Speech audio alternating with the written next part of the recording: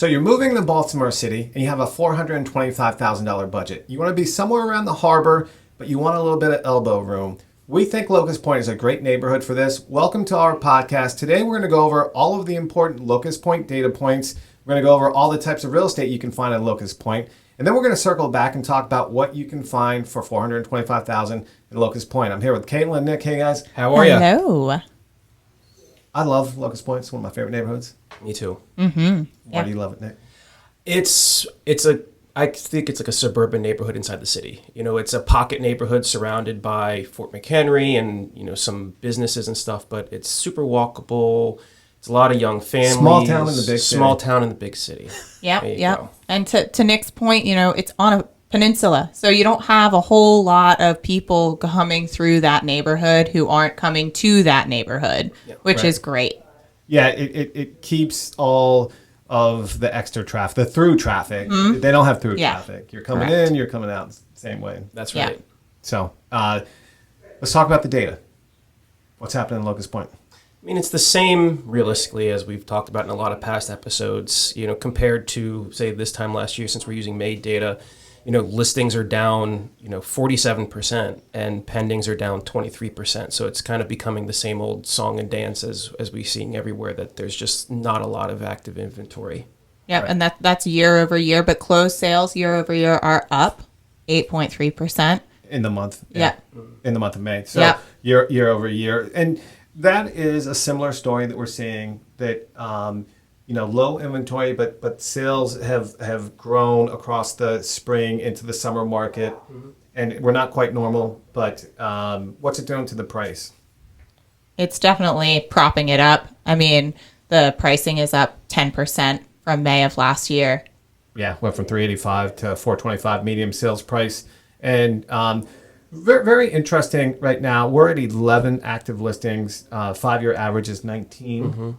So low low listings, and average days on market's a really funky number. 73, where the 5-year average is 42. What's the story there? So there's a new development called Banner Row that's going on. That's right across off of Ford Avenue. That they've been releasing model homes that have just been attracting buyers, but they've left them on the market in the MLS. They left the same model for a long time. For like 140, 150 days. And then also, too, with Silo Point, the big condominium building, there have been some that have been sitting, driving the days on market up higher. Overpriced units. Right. Yeah. So, it's interesting because you look at the average sold to original list price, and it's at 101%. Yeah. Meaning, you list it for 100,000, you're going to get 101,000 generally on average, right? So that 73 days on market just doesn't compute, but because of there only being like 10 active listings, and a couple of them have been for like 250 days or something. Yeah. Stretches out to 73, and it's a very deceiving number. If you just looked at that number alone, you'd say, hey, wow, like days on market is long. There's a deal to be. Right, what's happening here? Actuality, it's tough. You got to be on your P's and Q's. You got to be on top of. You got to know how to write your offer. You got to be working with professional real estate agents. That's right. Yeah. Let's get into the types of real estate in Locust Point. Okay. So, entry level in Locust Point would be a smaller renovation. Actually, entry level would be something that wasn't renovated. Small, 700 square foot. What kind of price points are we seeing to get into Locust Point? I mean, if you want something really livable, 2-bedroom, 1.5, maybe 2-bath, like you said, you're looking between probably, say, 250 to 300,000 at that point, because there are a lot of smaller. Locust Point has a lot of smaller little alley streets, one way with like no street parking at all. If you think of like places like Hubbard Street and Cooksey, they're all just alleys. Can you get something that needs work that's less than that price? I'd say 210 to 250 for sure. Yeah. Sure. Right.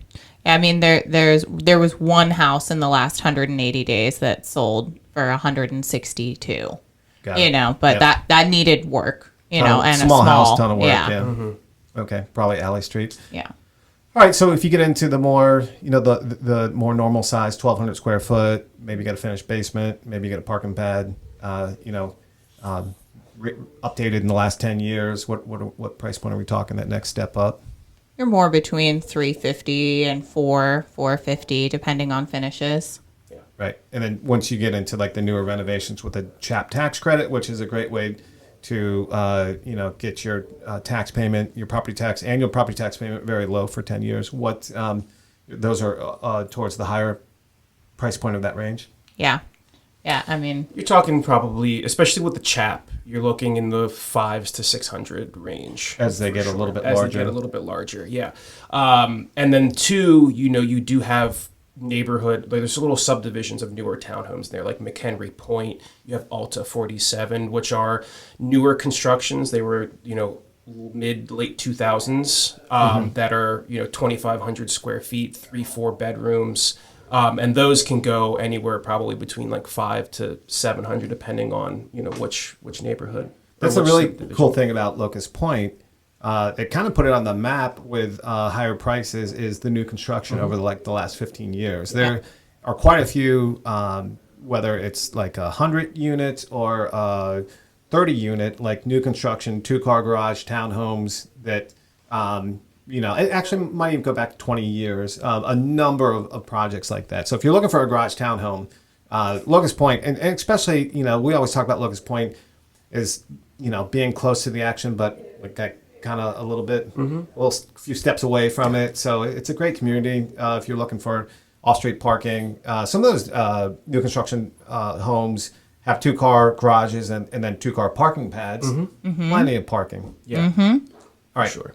Next step up, we do see some large renovations, whether they got tax credit or not. So some of the larger single family, we're going to talk about condos right after this because that is a decent category in Locust Point. But what are we seeing, the high end of Locust Point, large 4-bedroom, 5-bedroom, finished basements, parking pads, garages, even the... Let's talk about the big renovations, but also right now the latest, greatest, highest price points for new construction. So if you're talking, the full renovation townhouses, you are talking, if you do find them chap, larger ones though, you're probably talking between $600 and $650. There was one that recently sold a few months ago that was like $637. It was 3.5 parking, for a historical style townhome. Sure. Yeah. And like the MVR or the Ryan project over there, what are those selling for? Depends on what you want. There's different type of models. There's 3 bedrooms and there's 4. They start, basically their starting price is like up the upper 5s, but when you add on options, some of the recent sales we've seen have been in the 600s. And those are 2-car parking. They don't have, the new constructions don't have basements, so they're all above grade. But yeah, 600,000. Let's talk about condos. I mean, the Silo Point over there, Pat Turner built that years ago. Very high end from essentially like a grain tower. Really, really cool building with a range of price points. So getting into Silo Point, what's entry level?